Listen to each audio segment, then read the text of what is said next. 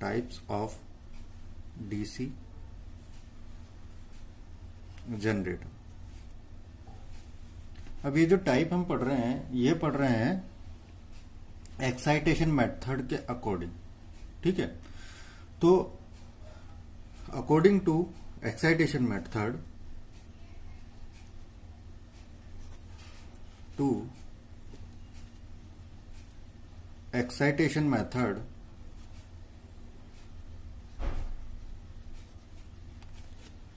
DC generator जो है वो दो प्रकार के होते हैं भाई।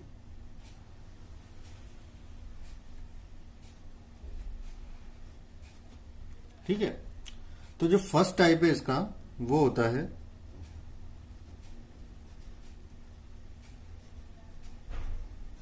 Separately excited DC generator. Clear है? और इसका जो सेकंड टाइप होता है वो होता है सेल्फ एक्साइटेड डीसी जनरेटर। ठीक है, तो ये दो मेन टाइप होते हैं आपके डीसी जनरेटर के। फर्स्ट होता है सेपरेटली एक्साइटेड डीसी जनरेटर और सेकंड होता है सेल्फ एक्साइटेड डीसी जनरेटर। अब देखो दोनों जनरेटर में डिफरेंस क्या है कि सेपरेटली एक्साइटेड डीसी जनरेटर को की फील्ड वाइंडिंग को एक्साइटेशन जो है बाहर किसी दूसरे सोर्स से दिया जाता है, यानी कि जनरेटर जो है वो खुद अपने आप से नहीं बनाता है इसमें एक्साइटेशन। इसका फील्ड वाइंडिंग को एक्साइटेट करने के लिए बाहर से किसी दूसरे सोर्स से सप्लाई ली जाती है और फिर इसके फील्ड को एक्साइटेट किया जाता है। जबकि सेल्फ एक्साइटेड डीसी जनरेटर में क्या होता है कि डीसी जनरेटर जो है वो फील्ड वाइंडिंग को एक्साइटेशन जो चाहिए वो खुद ही जनरेट करता है। ठीक है, तो वो खुद ही देता है, इसलिए इसको क्या बोला जा रहा है, सेल्फ एक्साइटेड बोला जा रहा है। ठीक है, अब देखो सेपरेटली एक्साइटेड तो एक टाइप हो गया, सेल्फ एक्साइटेड डीसी जनरेटर जो है वो खुद तीन टाइप का होता है। ठीक है, फर्स्ट टाइप जो है इसका वो कहलाता है डीसी शंट जनरेटर।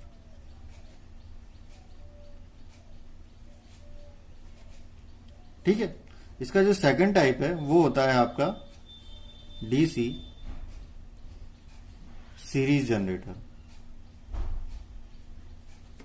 और इसका जो लास्ट टाइप है, थर्ड टाइप, वो होता है डीसी कंपाउंड जनरेटर। ठीक है, DC shunt generator, series generator, compound generator, इसको तीन पार्ट्स में डिवाइड किया गया। ठीक है, किसको, सेल्फ एक्साइटेड डीसी जनरेटर को, है ना। तो अब देखो ये शंट, सीरीज और कंपाउंड का क्या मीनिंग है यहां पर कि डीसी शंट जनरेटर की बात करें तो डीसी शंट जनरेटर में इसको शंट जनरेटर क्यों बोला गया, शंट जनरेटर इसे इसलिए बोला गया कि इसमें आर्मेचर वाइंडिंग और जो फील्ड वाइंडिंग है वो दोनों एक दूसरे के पैरेलल में होती है। ठीक है, किसके अंदर, शंट जनरेटर के अंदर। तो शंट जनरेटर में आर्मेचर वाइंडिंग और फील्ड वाइंडिंग दोनों एक दूसरे के पैरेलल में होगी, इसलिए इसको शंट जनरेटर बोला गया। इसी तरीके से सीरीज जनरेटर की बात करें तो सीरीज जनरेटर में क्या होता है कि जो आर्मेचर वाइंडिंग है या आर्मेचर और सीरीज जो फील्ड है इसका, ठीक है, आर्मेचर और जो फील्ड वाइंडिंग है वो दोनों क्या होंगी, एक दूसरे के सीरीज में कनेक्टेड होंगी, इसलिए इसको सीरीज जनरेटर बोला गया, है ना। अब कंपाउंड जनरेटर की बात करें तो कंपाउंड जनरेटर क्या होगा, इसके अंदर शंट फील्ड और सीरीज फील्ड ये दोनों अवेलेबल होंगे। ठीक है, तो कंपाउंड जनरेटर में क्या होगा, शंट फील्ड और सीरीज फील्ड दोनों अवेलेबल होंगे।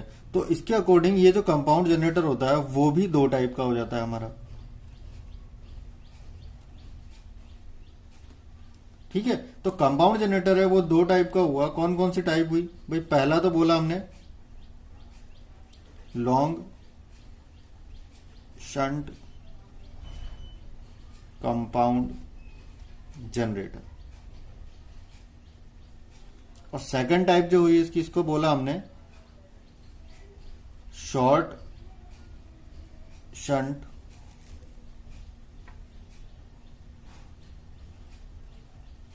Compound generator. क्लियर है?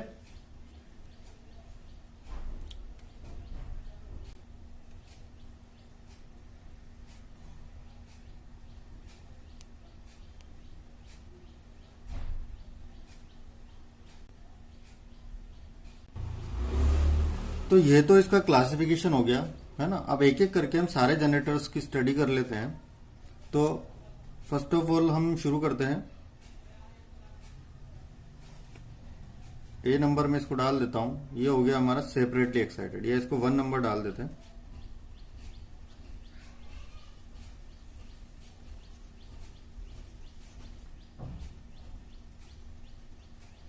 सेपरेटली एक्साइटेड डीसी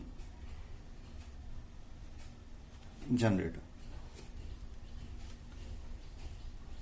ठीक है।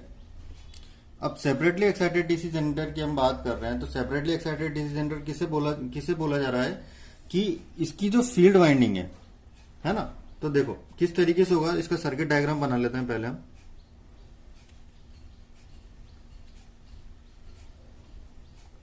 किसी भी डीसी जनरेटर में दो मेन पार्ट्स होते हैं भाई, एक तो होता है फील्ड और एक होता है आर्मेचर, ठीक है। यहां पर हमने कनेक्ट कर दिया ये, ठीक है। तो वही ये हो गया इसका सर्किट डायग्राम, है ना। ये है हमारा फील्ड और ये हो गया आर्मेचर। तो हम क्या बोल रहे हैं कि इस जनरेटर में, सेपरेटली एक्साइटेड डीसी जनरेटर में जो फील्ड वाइंडिंग है उसको एक्साइटेशन किसी दूसरे सोर्स से दिया जा रहा है, यानी कि यहां पर इसको जो एक्साइटेशन मिलेगा दोनों टर्मिनल्स पर वो किसी एक्सटर्नल सोर्स से मिलेगा, ठीक है। तो यहां से हम क्या करेंगे, इसको डीसी सप्लाई देंगे। अब ये सप्लाई क्या करेगी, इस वाइंडिंग को एनर्जाइज करेगी, है ना।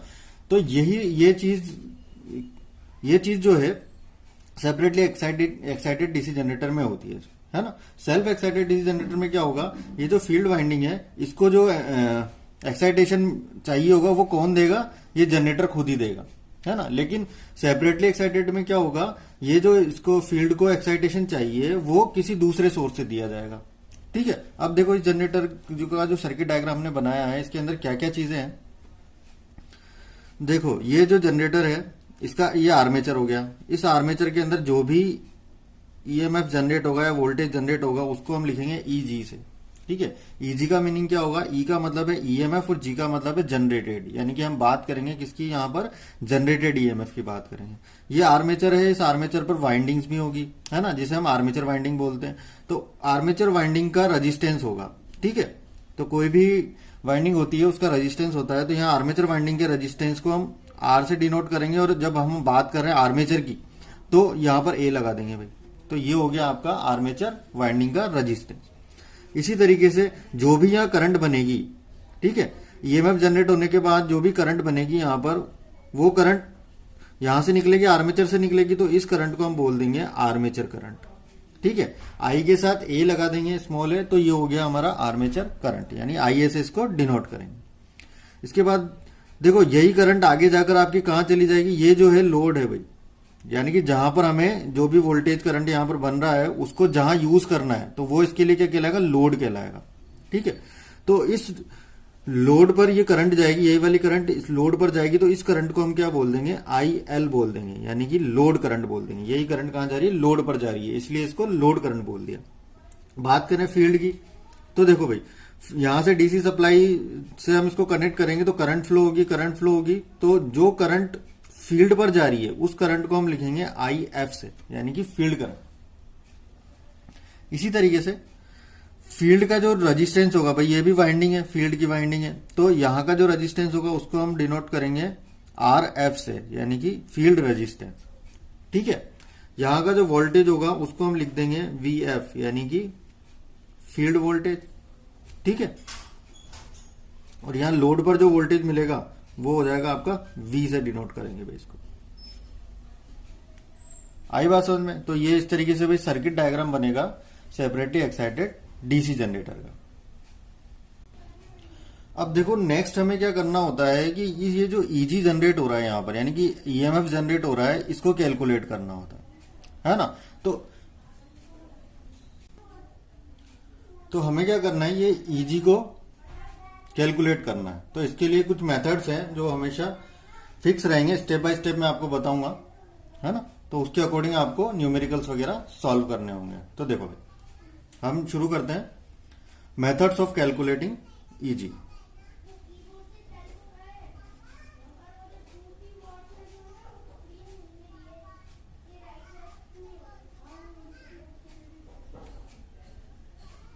ईजी क्या है यहाँ पर? जनरेटेड ईएमएफ है भाई, ठीक है, जो ईएमएफ जनरेट हो रहा है इस आर्मेचर पर, उसको कैलकुलेट करना होता है। तो देखो, तो स्टेप फर्स्ट में देखते हैं हम। सबसे पहले आप कैलकुलेट करोगे पावर। अगर आपको पावर की वैल्यू दे रखी है तो आप डायरेक्ट पावर लिख दोगे, है ना। और अगर नहीं दी है तो आपको सबसे पहले जो है कैलकुलेट करना होता है लोड करंट, यानी कि ये लोड करंट कैलकुलेट करनी होगी। अगर दे रखी है इसकी वैल्यू तो ठीक है, नहीं दे रखी है तो ये आपको कैलकुलेट करना पड़ेगा। अब वो किस तरीके से करेंगे? तो अगर लोड करंट की वैल्यू नहीं दे रखी है तो हमें क्या क्या चीजें दी हुई होंगी? या तो डायरेक्टली लोड पावर दी हुई होगी आपको, ठीक है, जिसकी वैल्यू हम फाइंड आउट करते हैं P इज टू VI से, ठीक है। अगर आपको पावर की वैल्यू दे रखी है तो आप डायरेक्टली पावर की वैल्यू लिख देंगे। अगर नहीं दे रखी है, वोल्टेज और करंट की फॉर्म में दिया हुआ है ना, तो वोल्टेज और करंट, ये भाई लोड करंट की बात कर रहे हैं यहां पर, ठीक है। तो आपको कैलकुलेट क्या करना है? बेसिकली ये लोड करंट कैलकुलेट करनी होती है। तो लोड करंट यहां से कैसे हम निकाल पाएंगे? तो लोड करंट हो जाएगी आपकी भाई IL की वैल्यू अगर आप निकालते हो यहां से तो ये हो जाता है PL/V। इस तरीके से आप निकाल लोगे, है ना। I की वैल्यू निकालोगे, V इसके नीचे आ जाएगा, तो PL/V हो गया। इससे आप लोड करंट निकाल लोगे। अगर आपको लोड रेजिस्टेंस की वैल्यू दे रखी है, ठीक है, अगर आपको लोड रेजिस्टेंस की वैल्यू दे रखी है तो आप IL कैसे कैलकुलेट करोगे? तो उसके लिए फॉर्मूला हो जाएगा आपका IL इज टू V/RL, ठीक है। अगर इस लोड रेजिस्टेंस की वैल्यू दे रखी है तो आप ये फॉर्मूला लगाओगे IL को कैलकुलेट करने के। अगर वोल्टेज दिया होगा, आपको रेजिस्टेंस की वैल्यू दी होगी तो कैलकुलेट कर लोगे आप इस तरीके से, ठीक है। आगे बढ़ते हैं नेक्स्ट स्टेप की तरफ। नेक्स्ट स्टेप होगी हमारी स्टेप 2। इस तरीके से आप स्टेप बाय स्टेप इसको सॉल्व करोगे तो बहुत इजी हो जाता है ये। तो स्टेप 2 में हम क्या करते हैं? हमेशा फील्ड करंट निकालते हैं।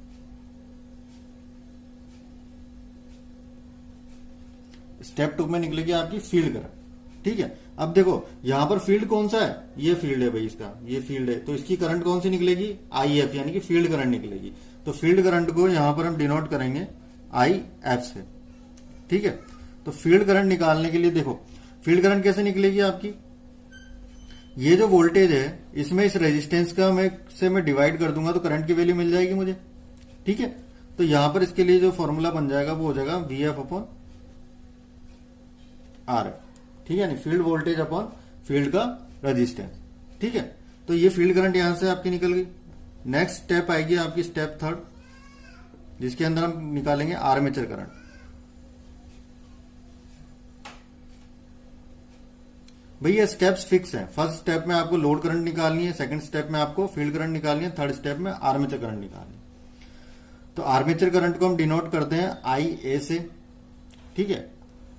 अब देखो ये जो यहां से करंट बन रही है आर्मेचर पर, वही करंट आपकी कौन सी करंट बन रही है? IA बन रही है, यानी आर्मेचर करंट बन रही है। और यही करंट आपकी कहां जा रही है? लोड में जा रही है। तो जो करंट लोड में जा रही है उसको हम किससे डिनोट कर रहे हैं? IL, यानी कि लोड करंट बोल रहे हैं उसको हम, है ना। तो हम डायरेक्टली क्या बोल सकते हैं कि जब इसकी वैल्यू हमें पता चल गई है, इसकी वैल्यू हम निकाल चुके हैं, तो ये वाली जो करंट है वो इसके बराबर होगी, है ना। IL किसके बराबर हो जाएगी? IA के बराबर हो जाएगी। क्यों? क्योंकि जो करंट यहां से निकल रही है वही इसके अंदर जा रही है, ठीक है। तो जब इसकी वैल्यू हमें पता है तो हम बोल सकते हैं कि ये जो करंट है वो IA के बराबर है। तो यहां पर हम बोल सकते हैं कि IA जो बराबर है वो किसके है? IL के बराबर है। भाई इसी तरीके से स्टेप 4 हम देख लेते हैं। स्टेप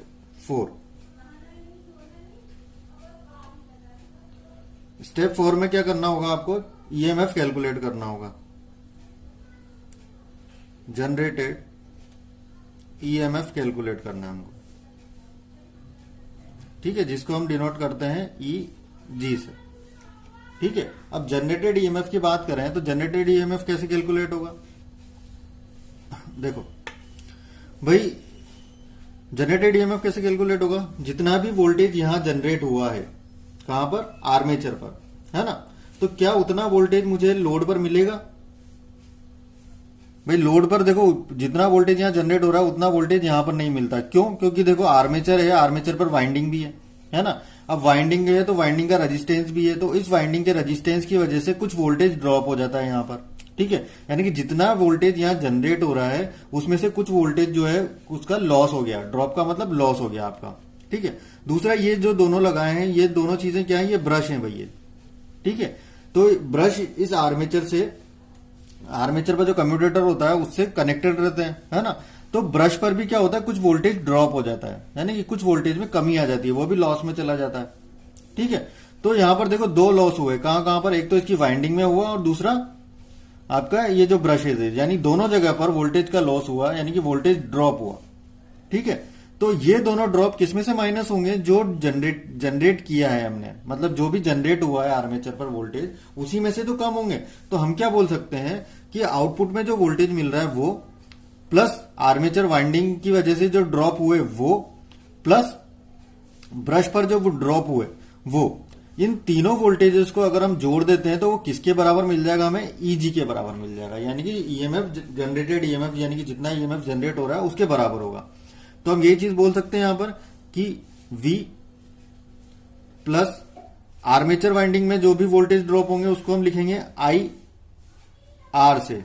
अब आर्मेचर की बात की जा रही है इसलिए दोनों के साथ हम क्या कर देते हैं, आई और आर के साथ ए लगा देते हैं। ठीक है, तो ये किसकी बात हो गई, आर्मेचर की बात हो गई, आर्मेचर पे जो वोल्टेज ड्रॉप हुआ। अब ब्रश की बात करें तो ब्रश देखो कितने होंगे, दो ब्रश होंगे यहां पर हमारे पास। तो ब्रश का जो वोल्टेज होगा, जितना भी ड्रॉप हुआ होगा वोल्टेज, मतलब ब्रश पर जितना भी वोल्टेज हुआ होगा ड्रॉप, वो यहां पर प्लस कर देंगे बेस के साथ। ठीक है, तो ये हो गया आपका V plus I A R A plus 2V brush. ठीक है, तो ब्रश वोल्टेज ड्रॉप की जितनी भी वैल्यू दे रखी होगी आपको, जब न्यूमेरिकल दिया जाएगा तो आप उसको यहां पर डिनोट कर दोगे। ठीक है, तो इस फॉर्मूले से आप कैलकुलेट कर पाओगे ईजी, यानी कि जनरेटेड ईएमएफ किसके लिए, सेपरेटली एक्साइटेड डीसी जनरेटर के लिए।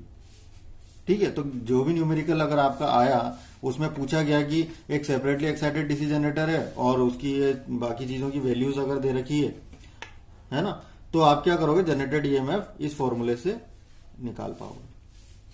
ठीक है, तो आगे चलते हैं। तो देखो नेक्स्ट जो हमारा जनरेटर है, दूसरे टाइप का जो हमने जनरेटर पढ़ा है वो कौन सा है, सेल्फ एक्साइटेड डीसी जनरेटर। ठीक है, जो सेकंड टाइप का डीसी जनरेटर है वो है हमारा सेल्फ एक्साइटेड डीसी जनरेटर। हमने पढ़ा कि सेल्फ एक्साइटेड डीसी जनरेटर जो है वो कितने टाइप का होगा भाई, पहला तो हमने पढ़ा था शंट जनरेटर या डीसी शंट जनरेटर। सेकंड जो टाइप था हमारा वो था डीसी सीरीज जनरेटर,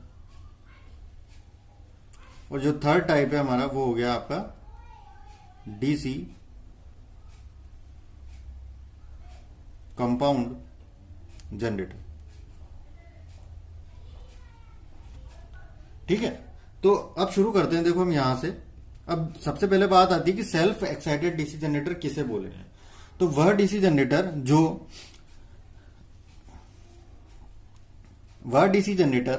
जो अपने फील्ड को खुद ही एक्साइटेड करता है। ठीक है, यानी फील्ड को जो एक्साइटेशन चाहिए होता है वो ये जनरेटर खुद ही डेवलप करता है भाई। ठीक है, इसको किसी बाहर एक्सटर्नल सोर्स से एक्साइटेशन नहीं दिया जाता, इसलिए इसको सेल्फ एक्साइटेड डीसी जनरेटर बोला जाता है ना। तो सबसे पहले हम बात करते हैं शंट जनरेटर की, डीसी शंट जनरेटर। ठीक है, डीसी शंट जनरेटर की जब हम बात कर रहे हैं तो देखो भाई, डीसी शंट जनरेटर जो है मैंने पहले भी बताया था कि शंट का मीनिंग होगा यहां पर पैरेलल। ठीक है, शंट का मीनिंग क्या है, पैरेलल, यानी कि जिस डीसी जनरेटर के आर्मेचर के पैरेलल में फील्ड वाइंडिंग हो। देखो सर्किट डायग्राम बना लेते हैं।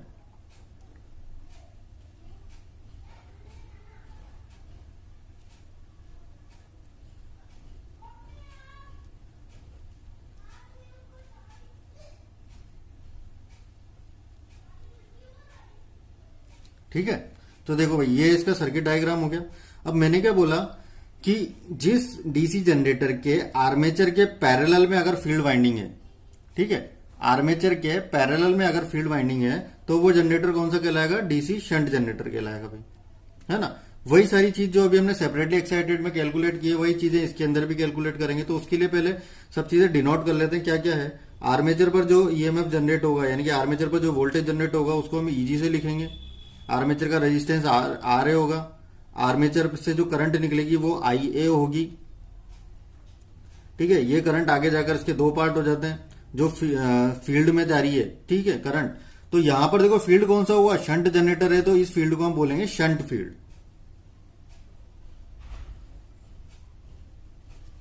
ठीक है।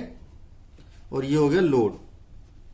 तो शंट फील्ड में जो करंट जा रही है उसको हम बोलेंगे शंट फील्ड करंट, जिसको हम डिनोट करते हैं ISH से, ठीक है। एसएच किसको डिनोट कर रहा है? शंट को डिनोट कर रहा है, और करंट के लिए हमने आई लिया है। इसी तरीके से जो करंट लोड पर जा रही है उसको हम लिखेंगे IL से, ठीक है। तो हम यहां पर क्या देख रहे हैं कि आर्मेचर पर जो करंट जनरेट हो रही है आपकी, है ना, वो कहां जा रही है? ऊपर जा रही है। ऊपर जाकर यहां पर इसके दो पार्ट हो जाते हैं, ठीक है। एक पार्ट तो चला जाता है लोड पर, और दूसरा पार्ट जो है वो शंट फील्ड पर चला जाता है। शंट फील्ड से होते हुए फिर लोड पर चला जाता है, ठीक है। तो हम क्या कह सकते हैं कि आईए जो है वो इन दोनों के एडिशन के बराबर है। आईए क्या है? इन दोनों के योग के बराबर है ना। तो देखो भाई यहां पर हम निकाल लेते हैं method of calculating easy.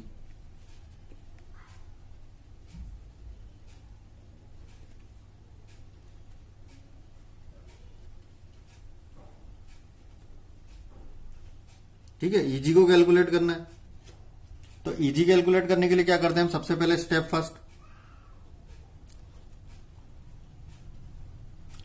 First आपकी सबसे पहले आप क्या करोगे? पावर लोगे, लोड पावर PL, ये होगी VIL, है ना। इसके बाद लोड करंट निकालेंगे, लोड करंट IL निकालोगे। IL कैसे निकलेगी? PL अपॉन V से निकल जाएगी इस फॉर्मूले से, है ना। और अगर रेजिस्टेंस दिया होगा तो IL इक्वल टू हो जाएगा आपका V अपॉन RL, ठीक है भाई। ये लोड जो है इसको RL बोला जाता है, ठीक है। नेक्स्ट स्टेप होगी आपकी स्टेप 2। स्टेप 2 में हम क्या करते हैं? हमेशा फील्ड निकालते हैं भाई, फील्ड की करंट निकालते हैं। अब देखो यहां पर जो फील्ड है वो कौन सा फील्ड है? शंट फील्ड है भाई। तो करंट कौन सी निकलेगी? शंट फील्ड की करंट निकलेगी। इसको हम डिनोट करते हैं, शंट फील्ड की करंट को ISH से डिनोट करते हैं। तो ISH की वैल्यू आपको निकालनी होगी।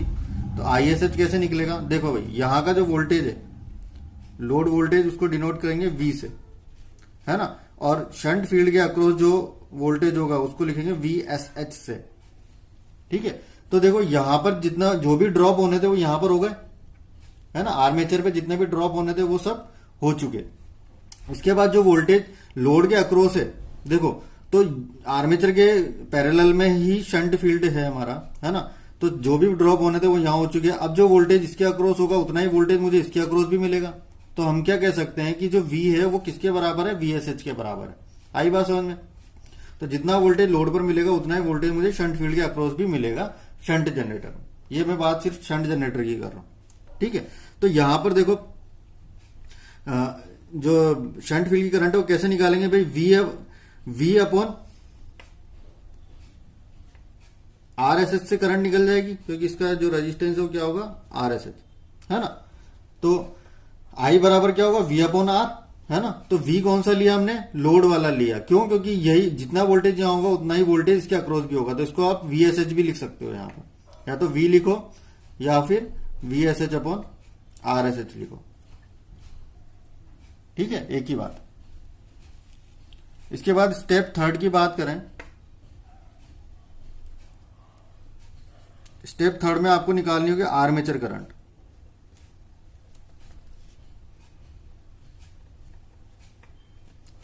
तो आर्मेचर करंट को हम डिनोट करते हैं IA से। आर्मेचर करंट को डिनोट करते हैं IA से। अब देखो आर्मेचर करंट कैसे निकलेगी आपकी? ये यहां पर जो करंट जनरेट हो रही है, करंट कहां पर जनरेट हो रही है? आर्मेचर पर जनरेट हो रही है। कौन सी करंट जनरेट हो रही है? IA। यही करंट आगे जाकर दो पार्ट में डिवाइड हो रही है, ठीक है, IL और ISH, ठीक है। तो हम क्या बोल सकते हैं कि यही वाली करंट दो पार्ट में डिवाइड हो रही है, तो इन दोनों करंट का एडिशन यानी कि इन दोनों करंट का योग या इन दोनों करंट का जोड़ क्या कहलाएगा? आपका IA कहलाएगा, बोल सकते हैं, क्योंकि इन दोनों को जोड़ देंगे तो किसके बराबर आ जाएगा? IA के बराबर आ जाएगा। तो IA बराबर क्या हो जाएगा आपका? ISH plus IL। अब देखो भाई, थर्ड नंबर पे ही हमने आर्मेचर करंट क्यों निकाली, सेकंड नंबर पे ही फील्ड करंट क्यों निकाली, है ना? तो इनका भाई रीजन होता है। सबसे पहले आपको क्या निकालनी होती है? IL निकालनी होती है, ठीक है। IL आपकी निकल जाएगी तभी जाकर तो आपको यहां का वोल्टेज मिलेगा। V कब मिलेगा? जब आपको IL मिल चुकी होगी, है ना। और उसके बाद जब V मिल जाएगा आपको, तभी जाकर तो आप ये बता पाओगे कि भाई ये वोल्टेज इसके बराबर है ना। हम ये बोल सकते हैं कि इसके अक्रॉस जितना वोल्टेज होगा आर में, तो उतना ही इस वाइंडिंग के अक्रॉस भी होगा, फील्ड वाइंडिंग के अक्रॉस भी होगा। क्यों? क्योंकि ये दोनों क्या है? आर्मेचर के पैरेलल में, है ना। तो जब हमारी ISH निकल जाएगी, उसी के बाद तो हम क्या कर सकते हैं? IA निकाल सकते हैं। क्यों? क्योंकि यहां पर ISH आ रहा है। जब तक हमें इसकी वैल्यू पता नहीं होगी तब तक हम इसकी वैल्यू कैसे निकाल पाएंगे? इसीलिए इसको बाद में निकाला जा रहा है, ठीक है। इसके बाद देखो आगे बात करते हैं हम स्टेप 4 की। स्टेप 4 में क्या हो जाएगा? EG कैलकुलेट करना है भाई, जनरेटेड EMF। तो EG कैलकुलेट करने के लिए आपको क्या करना पड़ेगा? इस सर्किट डायग्राम को फिर से देखना पड़ेगा कि जो भी वोल्टेज है वो कहां जनरेट हो रहा है? यहां पर जनरेट हो रहा है, ठीक है। इसके बाद जो लॉसेज हैं वो कहां पर हो रहे हैं भाई? यहां पर एक तो आर्मेचर में लॉस हो रहे हैं और दूसरे इन ब्रशेस पर लॉस हो रहे हैं, यानी कि वोल्टेज ड्रॉप हो रहा है, ठीक है। तो यानी वोल्टेज में कहां पर ड्रॉप हो रहा है? एक तो आर्मेचर पे हो रहा है और दूसरा ब्रश पर हो रहा है। तो इन दोनों के ड्रॉप को हम आउटपुट वोल्टेज, जो हमें आउटपुट में जो वोल्टेज मिल रहा है V, उसमें जोड़ देंगे तो क्या मिल जाएगा हमें? EG मिल जाएगा। तो कर लेते हैं भाई, V प्लस ये तो हो गया आपका लोड पर जो वोल्टेज मिल रहा है, लोड के अक्रॉस, ठीक है। दूसरा आर्मेचर वाइंडिंग में जो भी लॉस वोल्टेज ड्रॉप हो रहे हैं वो IARA से लिखते हैं उसको, और ब्रश पर जो भी हो रहे हैं, ठीक है, ब्रश पर जो वोल्टेज हो रहे हैं, इन तीनों वोल्टेजेस को जब आप जोड़ दोगे तो किसके बराबर आ जाएगा? EG के बराबर आ जाएगा। तो EG आप इजीली कैलकुलेट कर सकते हो यहां से, ठीक है। ये है भाई इस तरीके से। इसी तरीके से नेक्स्ट जो है हमारा DC सीरीज जनरेटर।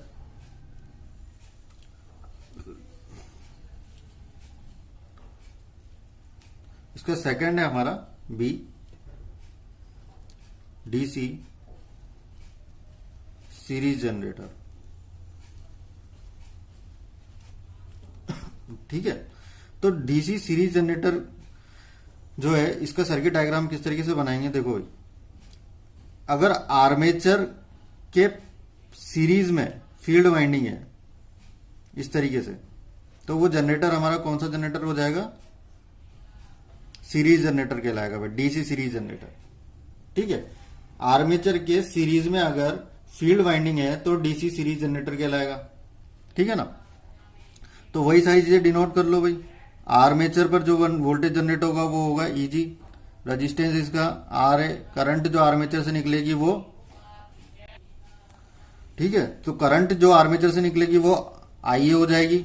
अब ये करंट कहां जा रही है? सीरीज फील्ड में जा रही है भाई, है ना। ये कौन सा फील्ड हो गया? सीरीज फील्ड हो गया,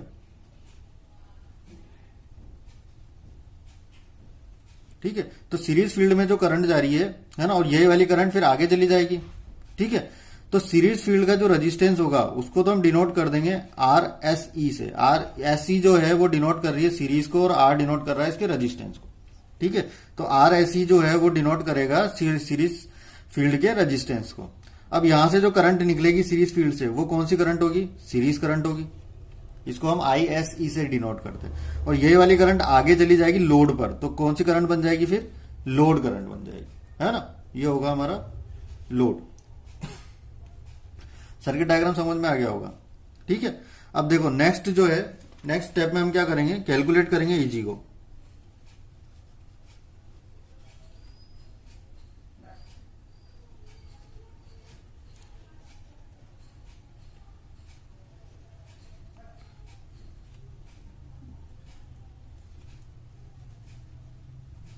ठीक है, EG कैलकुलेट करना है भाई। EG क्या है? जनरेटेड EMF है। तो वही स्टेप फर्स्ट कर लो आप पहले।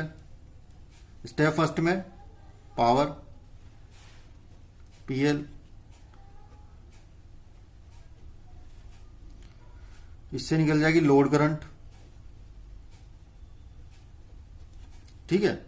लोड करंट निकल जाएगी आपकी आईएल, आईएल इक्वल टू हो जाएगा पी एल अपॉन वी, और अगर रेजिस्टेंस की फॉर्म में दिया है तो वही चीज, यानी कि ये चीजें भाई सेम रहेगी सभी जनरेटर्स में। तो यहां से आईएल हो जाएगा वी अपॉन आर, ठीक है। इसी तरीके से स्टेप टू, स्टेप टू में आपको निकालनी होगी फील्ड करंट, ठीक है। फील्ड करंट को यहां पर डिनोट करेंगे हम ISE से, क्योंकि सीरीज फील्ड है तो सीरीज फील्ड की करंट होगी भैया, है ना। तो देखो ये जो सीरीज फील्ड की करंट है, यहां से जो सीरीज फील्ड की करंट है वही करंट कहां जा रही है, आईएल में जा रही है, यानी कि आईएल बन रही है आगे जाकर, है ना, यानी कि लोड में जा रही है, ठीक है।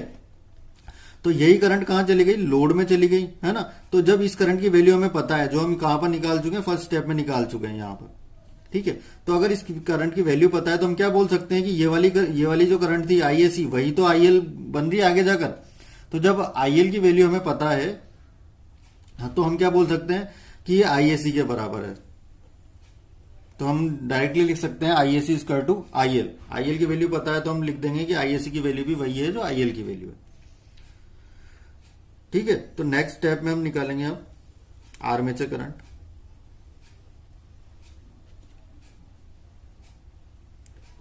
आर्मेचर करंट को डिनोट करेंगे IA से, और आर्मेचर करंट जो है, देखो यहां पर जो करंट जनरेट हुई उसको बोला हमने IA, यानी कि आर्मेचर करंट।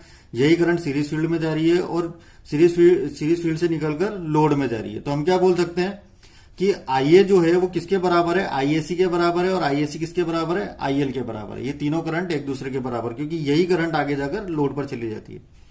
तो हम डायरेक्टली क्या बोल सकते हैं, ISE इक्वल टू IL, यानी कि IA जो है वो ISE के बराबर, और ISE किसके बराबर है, IL के बराबर है। यानी कि IL की वैल्यू अगर हमारे पास हमें पता है तो हम क्या लिख सकते हैं कि IL की वैल्यू जो है वही ISE की वैल्यू है और वही IA की वैल्यू है, ठीक है। तो इसके लिए सबसे पहले हमें क्या निकालना पड़ा, लोड करंट निकालनी पड़ी भाई। अगर लोड करंट की वैल्यू पता है तभी जाकर आप ये सारी वैल्यूज निकाल सकते हैं। स्टेप 4, स्टेप 4 में क्या करना होगा आपको,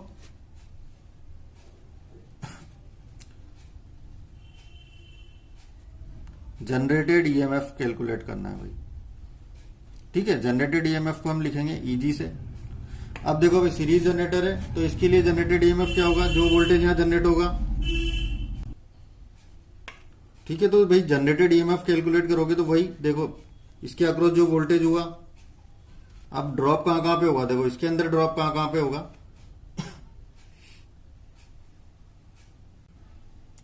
तो देखते हैं भाई ड्रॉप कहां हो रहा है। देखो एक तो ये आर्मेचर है, आर्मेचर पर जो पहले ड्रॉप हो रहे थे वही वाले ड्रॉप हो जाएंगे, ठीक है। IA और RA, है ना, IRA ड्रॉप, यहां पर ये वोल्टेज ड्रॉप हो गया, ब्रश पर वोल्टेज ड्रॉप हो गया। लेकिन देखो यहां पर नई चीज क्या आई, यहां पर आया सीरीज फील्ड, जो आर्मेचर के ही सीरीज में है ना। तो हम क्या कह रहे थे कि जो लोड के अक्रॉस वोल्टेज मिलता है वो सारे वोल्टेज इसको, यानी कि लोड पर जो वोल्टेज मिलेगा वो सारे वोल्टेजेस जितने भी ड्रॉप हो रहे हैं, जितने भी वोल्टेज ड्रॉप हो रहे हैं उनको माइनस करने के बाद, यानी कि जो हमारा सारे लॉस माइनस होने के बाद, सारे वोल्टेज ड्रॉप माइनस होने के बाद जो वोल्टेज टर्मिनल्स पे मिलेगा वो होगा V, ठीक है। अब देखो यहां पर दो वाइंडिंग्स हो गई, कौन कौन सी हो गई, एक तो हो गई आर्मेचर की और दूसरी हो गई सीरीज फील्ड की। अब देखो सीरीज फील्ड क्यों ले रहे हैं इसके साथ, भाई शंट वाले में तो इसलिए नहीं लिया था क्योंकि वो पैरेलल में था, लेकिन यहां पर क्या इसी के सीरीज में है ये, तो ये दोनों रेजिस्टेंस क्या हो जाते हैं, ऐड हो जाते हैं, है ना। तो अब यहां पर हमें क्या करना पड़ेगा, सीरीज फील्ड में भी जो ड्रॉप हो रहे हैं वोल्टेज के वो भी इसके साथ कैलकुलेट करने पड़ेंगे भैया हमको, है ना। तो यहां पर देखो कौन कौन से ड्रॉप हो गए, एक तो हो गया आर्मेचर पर होने वाले वोल्टेज ड्रॉप, दूसरा हो गया ब्रश पर होने वाले वोल्टेज ड्रॉप, और तीसरा हो गया सीरीज फील्ड में होने वाले वोल्टेज ड्रॉप, है ना।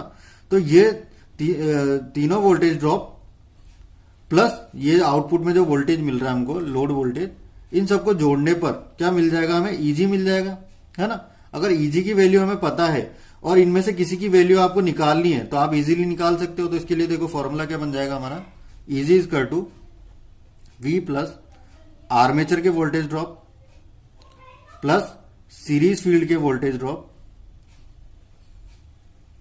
Plus brush voltage drop. ठीक है, इन सबको आप जोड़ दोगे तो क्या मिल जाएगा, इजी मिल जाएगा। ठीक है, अब देखो एक चीज हो रहा है यहां पर कि हम क्या बोल रहे हैं, ISE जो है यानी कि ISE जो है वो किसके बराबर है, IA के बराबर है। तो यहां पर मैं डायरेक्टली बोल सकता हूं, यहां पर डायरेक्टली हम ये बोल सकते हैं कि जो IA है वो ISE के बराबर है। तो मैं ISE को IA लिख सकता हूं यहां पर इससे। ठीक है, तो IARA प्लस ISE की जगह हम IA लिख देते हैं और ये हो गया RSE प्लस 2V ब्रश। तो देखो भाई यहां भी IA है यहां भी IA है, तो इन दोनों को हमने क्या किया, कॉमन ले लिया IA यहां से, और यहां बच गया हमारे पास RA और RSE बच गया। ठीक है, ठीक है।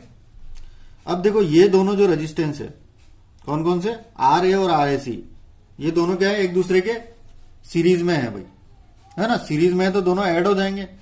ठीक है, ऐड हो जाएंगे। जो ऐड होने के बाद जो टोटल रेजिस्टेंस मिलेगा उसको हम क्या बोलेंगे, टोटल आर्मेचर सर्किट रेजिस्टेंस बोलेंगे। ठीक है, तो इन दोनों के कॉम्बिनेशन को हम बोल देते हैं RAT। यहां पर RAT जो है वो किसको डिनोट कर रहा है,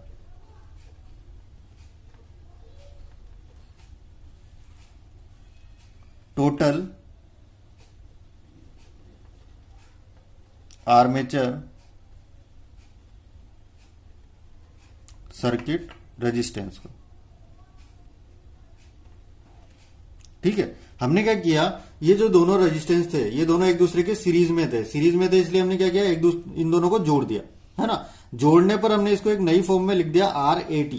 ठीक है, जहां पर देखो अब ये RAT क्या है, टोटल आर्मेचर सर्किट रेजिस्टेंस है। ठीक है ना, टोटल आर्मेचर सर्किट रेजिस्टेंस यानी कि आर्मेचर सर्किट के साथ जो सीरीज में रेजिस्टेंस जुड़ा हुआ है इन दोनों का टोटल कर दिया हमने। अब देखो यहाँ RAT क्यों लिखा, RA यानी कि आर्मेचर का रेजिस्टेंस, T का मतलब है टोटल, तो वही चीज लिखी है हमने, टोटल आर्मेचर सर्किट रेजिस्टेंस। तो T टोटल को डिनोट कर रहा है और RA आर्मेचर के रेजिस्टेंस को डिनोट कर रहा है। ठीक है, क्लियर है। तो भाई ये फॉर्मूला है इजी कैलकुलेट करने का आपका, है ना। अब इतना क्यों किया हमने भाई, इस फॉर्मूले को थोड़ा छोटा करने के लिए किया, जो इतना लंबा था इसको छोटा करने के लिए इस फॉर्म में लिख दिया इसको। ठीक है, क्लियर है।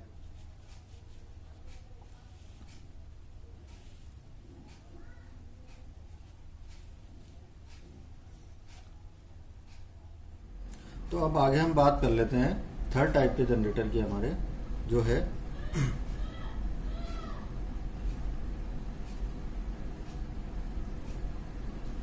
DC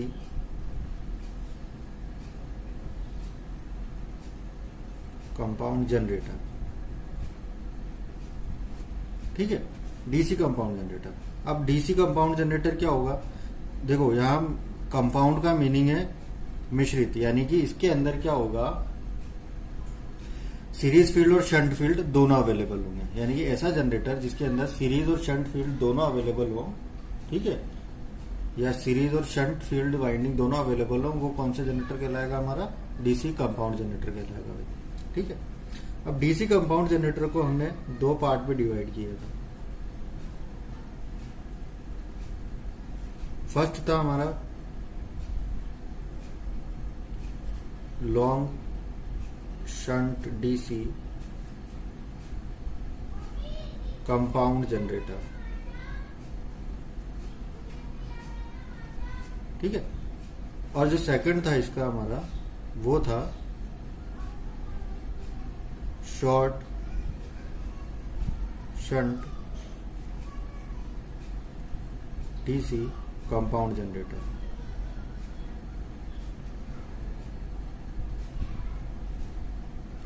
ठीक है, क्लियर है। तो जो DC कंपाउंड जनरेटर है वो हमारा हुआ है टू टाइप्स का। फर्स्ट हुआ long shunt DC compound generator और सेकंड हुआ हमारा short shunt DC compound generator. अब ये दोनों जनरेटर्स को हम एक एक करके डिस्कस कर लेंगे भी, है ना। अब ये भी हमने किसके अकॉर्डिंग करे, एक्साइटेशन मेथड के अकॉर्डिंग हमने क्लासिफाई किया इसको, ठीक है। तो फर्स्ट ले लेते हैं यहीं पर ये लॉन्ग शंट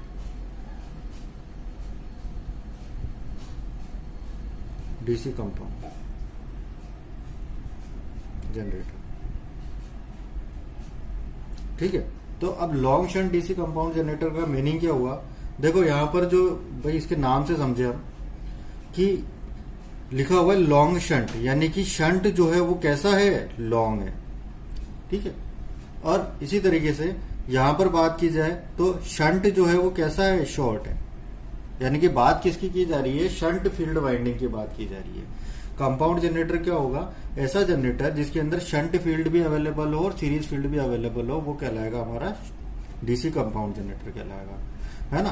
तो अब ये क्लासिफाई किया हमने शंट फील्ड वाइंडिंग के साइज के अकॉर्डिंग, यानी कि अगर शंट फील्ड वाइंडिंग लॉन्ग है तो लॉन्ग शंट हो जाएगा और शंट फील्ड वाइंडिंग शॉर्ट है तो शॉर्ट हो जाएगा, ठीक है। अब ये लॉन्ग और शॉर्ट का बारी बारी से समझते हैं कि किस तरीके से ये वर्क करेगा। तो देखो सर्किट डायग्राम बना लेते हैं सबसे पहले लॉन्ग शंट कंपाउंड जनरेटर। तो लॉन्ग शंट कंपाउंड जनरेटर के लिए देखो भाई, मैंने आपको बताया कि सबसे पहले दो मेन पार्ट होते हैं जनरेटर में, एक तो होता है आर्मेचर, दूसरा होता है फील्ड, ठीक है। तो और एक चीज और है कि कंपाउंड जनरेटर जो है उसमें दोनों फील्ड अवेलेबल होंगे आपके, कौन कौन से, एक तो सीरीज फील्ड और एक शंट फील्ड, यानी कि ये दोनों फील्ड अवेलेबल होंगे। तो ये तो हो गया लोड। तो अभी ये जो जनरेटर मैंने ड्रॉ किया है ये है सीरीज जनरेटर, ठीक है। इसके सारे डेटा लिख लेते हैं भाई। यहाँ पर होगा ईजी, ईजी से जो करंट जनरेट होगी वो होगी आईए, है ना। और यही करंट सीरीज फील्ड में जाएगी तो वो करंट कौन सी बन जाएगी, सीरीज फील्ड की करंट बन जाएगी, है ना। और इस फील्ड का रेजिस्टेंस भी होगा, सीरीज फील्ड के रेजिस्टेंस को आरएसी से लिख दिया हमने, और आर्मेचर का जो रेजिस्टेंस है वो आर है ना। अब देखो हमने बात कर ली कि भाई सीरीज फील्ड तो हमने कनेक्ट कर दिया इसके अंदर। अब इसको हमें कंपाउंड जनरेटर बनाना है। कंपाउंड जनरेटर बनाने के लिए हम क्या करेंगे, इसके पैरेलल में एक फील्ड वाइंडिंग और कनेक्ट कर देते हैं, ठीक है। अभी इसके पैरेलल में है तो कौन सी वाइंडिंग हो गई, शंट फील्ड वाइंडिंग होगी। तो इसका जो रेजिस्टेंस है वो हो गया आरएसएच, इस पर जो करंट आएगी वो हो गई आईएसएच, और इधर लोड पर जो करंट जाएगी वो हो जाएगी आईएल, ठीक है। तो ये जो अरेंजमेंट है, ये जो सर्किट डायग्राम है, ये किसका सर्किट डायग्राम बना दिया हमने, लॉन्ग शंट कंपाउंड जनरेटर का, ठीक है। अब देखो, अब यहां पर जो शंट है, लॉन्ग शंट का क्या मीनिंग हुआ, अगर आर्मेचर और सीरीज फील्ड दोनों के पैरेलल में शंट फील्ड वाइंडिंग हो, ठीक है। इसको अच्छे से समझना, आर्मेचर और सीरीज फील्ड, है ना, इन दोनों के पैरेलल में अगर शंट फील्ड वाइंडिंग है तो उस ये जो जनरेटर कहलाएगा वो long shunt DC compound generator कहलाएगा। आई बात समझ में कि आर्मेचर और सीरीज फील्ड के पैरेलल में अगर शंट फील्ड वाइंडिंग है तो वो लॉन्ग शंट कंपाउंड जनरेटर होगा, ठीक है। क्योंकि ये दोनों फील्ड तो अवेलेबल होंगे, इनके अरेंजमेंट पर डिपेंड करेगा कि कौन सा जनरेटर है। अगर इन दोनों के पैरेलल में है शंट फील्ड तो लॉन्ग शंट कंपाउंड जनरेटर हो गया, ठीक है। तो आगे डिस्कस करते हैं इसके एक्साइटेशन मेथड, मतलब कैलकुलेटिंग ईजी को कैलकुलेट करने के मेथड। तो method of calculating generated EMF,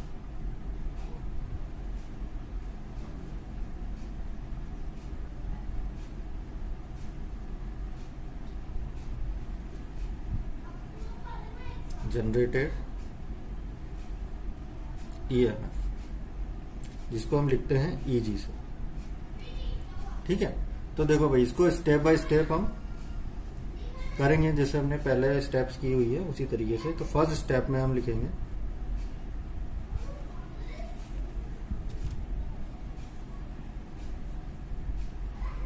देखो भाई, फर्स्ट स्टेप में हो जाएगा हमारा, सबसे पहले लोड करंट निकालते हैं भैया ना। तो ये आउटपुट पावर PL इसका हो जाएगा VIL। इसी तरीके से लोड करंट, यहां से लोड करंट निकल जाएगी जो भी PL/V, या फिर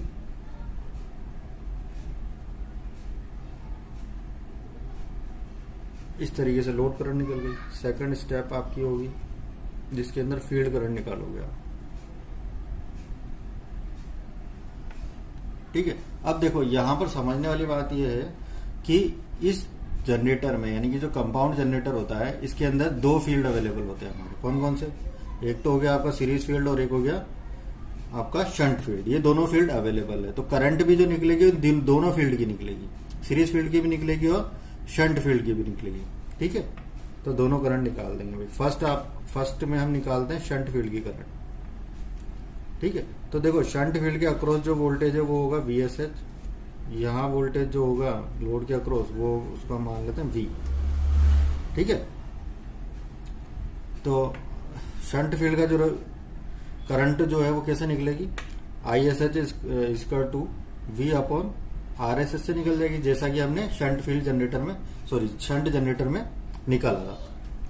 इसी तरीके से सीरीज फील्ड की हमें करंट निकालनी है, तो देखो यहां से जो करंट जा रही है ये आई है, वही सीरीज फील्ड में जा रही है और सीरीज फील्ड वाली करंट आगे जाकर दो पार्ट में डिवाइड हो रही है। ठीक है, तो हम क्या बोल सकते हैं कि जो ISE है हमारी वो इन दोनों के एडिशन के बराबर।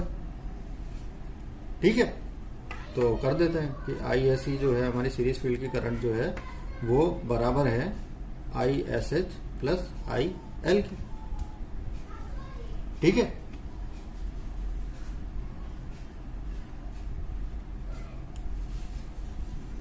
इसी तरीके से नेक्स्ट स्टेप में हम करते हैं आर्मेचर करंट निकालते हैं भाई। ठीक है, तो मैं यही कर देता हूं armature current. Step 3, armature current.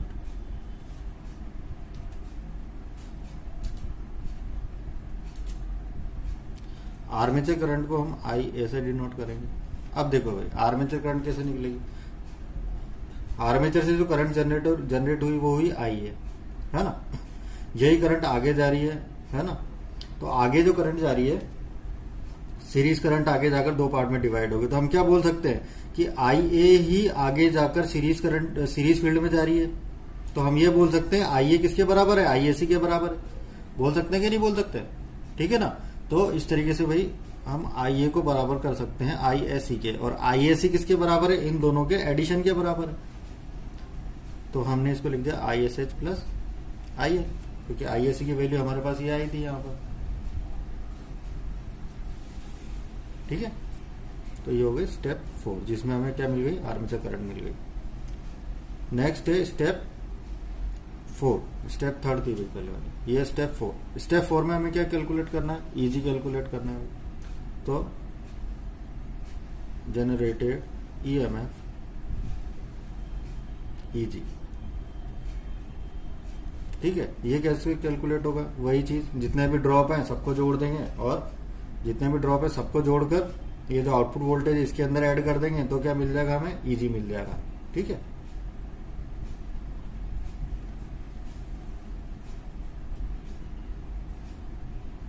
तो कर देते भाई। कहां ड्रॉप होगा भाई? एक तो ये वाला वोल्टेज, प्लस क्या करेंगे? आर्मेचर के अंदर जो भी ड्रॉप हो रहे हैं वो, तो आर्मेचर पे ड्रॉप होंगे IR है। सीरीज फील्ड में जो भी ड्रॉप होंगे वो जोड़ देंगे,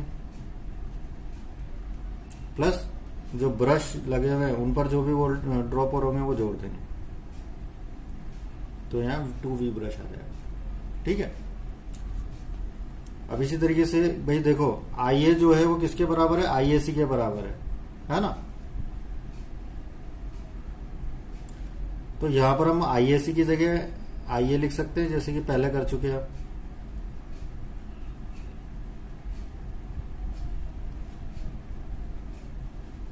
तो देखो यहां से IA फिर से कॉमन लिया हमने, RA plus RSC 2V brush, और ये दोनों मिलकर क्या बन जाता है हमारा? RAT बन जाता है। RAT क्या है? Total armature circuit resistance. Clear है? तो ये कैलकुलेट हो गया आपका EG, किसके लिए? लॉन्ग शंट कंपाउंड जनरेटर के लिए। ठीक है,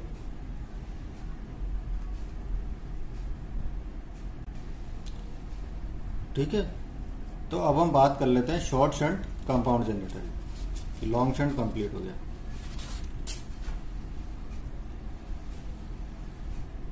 देखो लॉन्ग शंट कंपाउंड जनरेटर, इसका सेकंड पार्ट हो गया। अब सेकंड पार्ट आएगा इसका, first part complete, short shunt compound generator. ठीक है, ये जो भी हम टाइप्स पढ़ रहे हैं एक्साइटेशन मेथड के अकॉर्डिंग पढ़ रहे हैं। ठीक है, तो देखो अब शॉर्ट शंट कंपाउंड जनरेटर की बात करें तो यहां पर क्या होगा, शंट फील्ड वाइंडिंग जो है वो शॉर्ट होगी। ठीक है, अब उसको अरेंजमेंट किस तरीके से दिखाएंगे सर्किट में, ये देखो सर्किट डायग्राम बना लेते हैं पहले। ये हो गया आपका आर्मेचर जिसपे 2 ब्रश लगा दिया हमने, है ना। इसके बाद सीरीज फील्ड ड्रॉ करेंगे, ये सीरीज फील्ड बना दिया। और ये हो गया आपके लोड। ठीक है, अब देखो शंट फील्ड को किस तरीके से अरेंज करेंगे। ये देखो हमारा जनरेटर है शॉर्ट शंट कंपाउंड जनरेटर, यानी कि ऐसा जनरेटर या ऐसा कंपाउंड जनरेटर जिसके आर्मेचर के पैरेलल में शंट फील्ड वाइंडिंग हो। किस तरीके से होगी, इस तरीके से।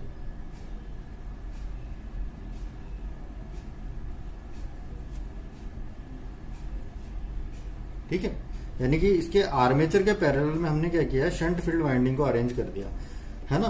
तो ये जो शंट फील्ड वाइंडिंग है ओनली आर्मेचर के पैरेलल में, सीरीज फील्ड के पैरेलल में नहीं है। लॉन्ग शंट कंपाउंड जनरेटर में हमने क्या किया था, इस शंट फील्ड वाइंडिंग को आर्मेचर और सीरीज फील्ड इन दोनों के पैरेलल में कनेक्ट किया था इस तरीके से। लेकिन शॉर्ट शंट में क्या हो जाता है, शॉर्ट शंट जनरेटर में ये जो शंट फील्ड वाइंडिंग है वो ओनली आर्मेचर के पैरेलल में होती है।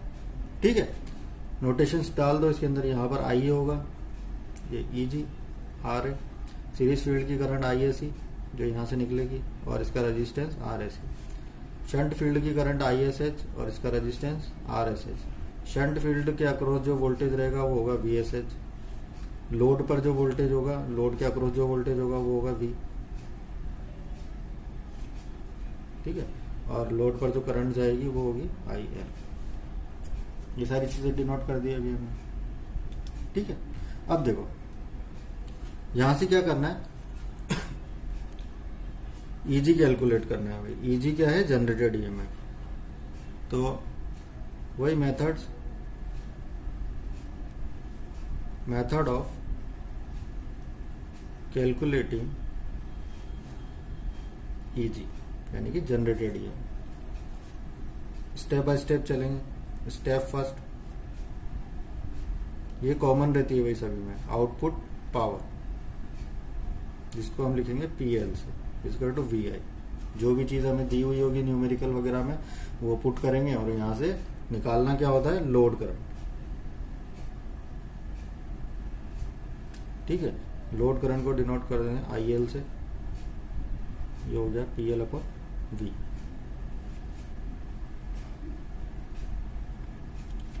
ठीक है, नेक्स्ट स्टेप सेकंड, इसमें आपको निकालनी है फील्ड करंट। ये स्टेप्स भाई फिक्स रहेंगी। अब देखो यहां पर फील्ड करंट किस तरीके से निकलेगी, भाई दोनों फील्ड है, शंट फील्ड भी है और सीरीज फील्ड भी है ना। तो यहां से हम देखते हैं, देखो ये करंट जो है आर्मेचर करंट, ये आगे जा रही है, 2 पार्ट में डिवाइड हो रही है। एक तो इधर सीधी निकल रही है और एक इधर शंट फील्ड में जा रही है ना। और ये जो सीरीज करंट है भाई, सीरीज फील्ड में जो करंट जा रही है वो सीरीज करंट हो गई। और ये सीरीज करंट ही कहां पर चली जा रही है, आपकी लोड पर चली जा रही है। तो ये किसके बराबर हो जाएगी, लोड करंट के बराबर हो जाएगी। यानी कि ये वाली करंट आपकी लोड पर जा रही है। तो हम क्या कह सकते हैं यहाँ पर कि जो सीरीज करंट है वो किसके बराबर है, लोड करंट के बराबर है। तो जब लोड करंट हम यहाँ पर निकाल चुके हैं तो इसके बराबर सीरीज करंट हो गई, तो हमें सीरीज करंट की वैल्यू भी मिल जाएगी यहाँ से। ठीक है, क्लियर है। तो सीरीज करंट की वैल्यू कहां से मिल जाएगी, इस लोड करंट की वैल्यू से मिल जाएगी। क्यों, क्योंकि हम ये निकाल चुके हैं पहले। अब आगे देखो,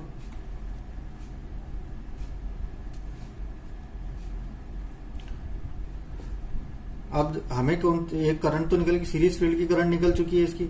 अब हमें शंट फील्ड की करंट निकालनी है भाई, आईएसएच की वैल्यू निकालनी है।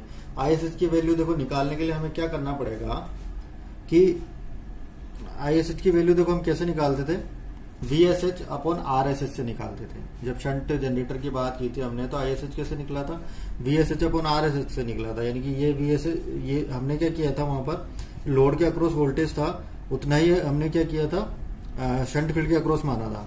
क्यों? क्योंकि वहां पर कोई अदर फील्ड नहीं था, इसलिए हम बोल सकते थे कि जितना इधर वोल्टेज होगा उतना ही इसके अक्रॉस वोल्टेज होगा, शंट फील्ड के अक्रॉस। लेकिन देखो यहाँ पर क्या चीज है कि शंट जो है हमारा छोटा है ना, तो जितना वोल्टेज इस आर्मेचर के अक्रॉस जनरेट हो रहा है, ठीक है, उतना ही वोल्टेज इसके अक्रॉस होगा, है ना।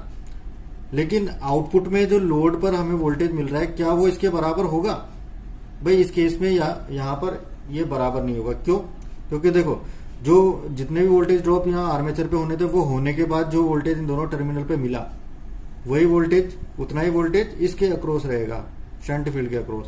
लेकिन आगे जाकर एक और वाइंडिंग है ना, तो ये सीरीज फील्ड की वाइंडिंग है, सीरीज फील्ड में भी कुछ ना कुछ वोल्टेज ड्रॉप होगा, ठीक है। अब यहाँ भी एक वोल्टेज ड्रॉप हो गया, तो वोल्टेज ड्रॉप जितना हुआ तो इन दोनों टर्मिनल के अक्रॉस जितना वोल्टेज था उसमें से ये वाला वोल्टेज भी माइनस होगा, और ये वाला वोल्टेज जब माइनस हो जाएगा तो उसके बाद जो वोल्टेज बचेगा वो लोड पर मिलेगा, हमें लोड के अक्रॉस मिलेगा, यानी टर्मिनल्स में मिलेगा इसके।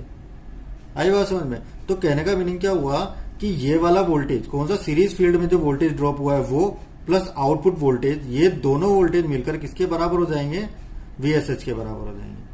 आई बात समझ में, है ना। तो हम कैसे लिख सकते हैं इसको, VSH यानी कि शंट फील्ड का जो वोल्टेज है वो बराबर होगा V प्लस सीरीज फील्ड पर जो वोल्टेज ड्रॉप हो रहा है उसके। यानी कि इसको इसमें जोड़ेंगे तब जाकर एक वैल्यू किसके बराबर बनेगी, इसके बराबर बनेगी। क्यों? क्योंकि देखो जितना वोल्टेज यहां जनरेट हो रहा है उतना ही वोल्टेज इसके अक्रॉस रहेगा, शंट फील्ड के अक्रॉस, इसलिए। नेक्स्ट है, अब हमें देखो जब हमारे पास VSH की वैल्यू आ जाएगी तो हम ISH निकाल सकते हैं इजीली। ISH निकलेगा VSH अपॉन RSH से, ठीक है।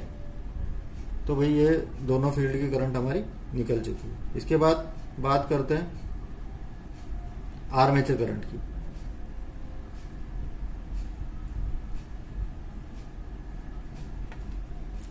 तो आर्मेचर करंट कैसे निकालोगे आप, आइए आपको कैलकुलेट करना है। तो देखो ये IA जो है, ये आगे जाकर इसके दो पार्ट हो रहे हैं, एक तो बन रहा है IAC और एक बन रहा है ISH। तो हम क्या बोल सकते हैं, IA जो है किसके बराबर है, IA जो है वो हमारा I series plus I shunt के बराबर हो जाएगा, क्योंकि IA जो है वही आगे जाकर दो पार्ट में डिवाइड हो रहा है। एक पार्ट तो आपका इधर चला गया और एक पार्ट इधर चला गया। ऊपर जो पार्ट जा रहा है सीरीज फील्ड में जो जा रहा है वो है सीरीज करंट, और शंट फील्ड में जो जा रहा है वो शंट करंट है, ठीक है। तो हम क्या बोल सकते हैं कि IA जो है वो इन दोनों के एडिशन के बराबर होगा, है ना, यानी कि इन दोनों के योग के बराबर होगा, शंट और सीरीज फील्ड के योग के बराबर, ठीक है। क्लियर है? अब आगे हम क्या ये बोल सकते हैं कि जो सीरीज फील्ड है वो किसके बराबर है, IL के बराबर, क्योंकि ये वाली करंट जो है लोड पर जा रही है। तो हमने ये बोला हुआ है जो ISC जो है वो बराबर है IL के। तो यहां पर हम ISE की जगह IL लिख सकते हैं भाई, ठीक है। हम क्या कह रहे हैं कि ISC जो है बराबर है IL के, ठीक है। तो यहां पर हम क्या कर सकते हैं, इस ISC की जगह IL लिख सकते हैं। तो हम बोल सकते हैं डायरेक्टली कि IA जो है यानी कि आर्मेचर करंट जो है वो बराबर है लोड करंट और शंट फील्ड की जो करंट है इन दोनों के योग के या एडिशन के बराबर, ठीक है। क्लियर है?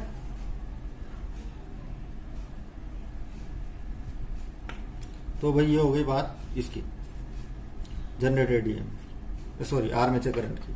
अब यहां पर निकाल लेते हैं हम नेक्स्ट स्टेप में, जो नेक्स्ट स्टेप है हमारी, इसमें जनरेटेड EMF निकल जाएगा।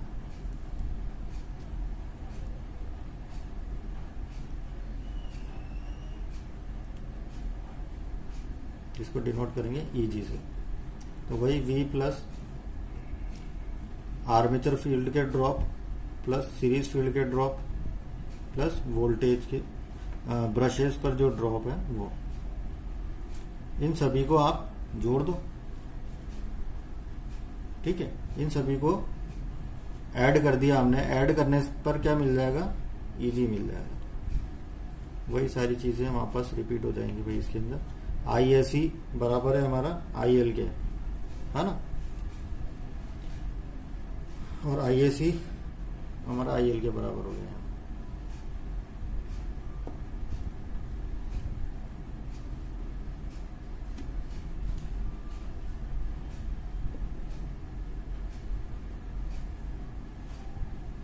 तो इसको ये रहने दो, यहीं तक लिख लो इसको, ठीक है। तो ये हो गया हमारा इजी, कैलकुलेट हो गया भाई।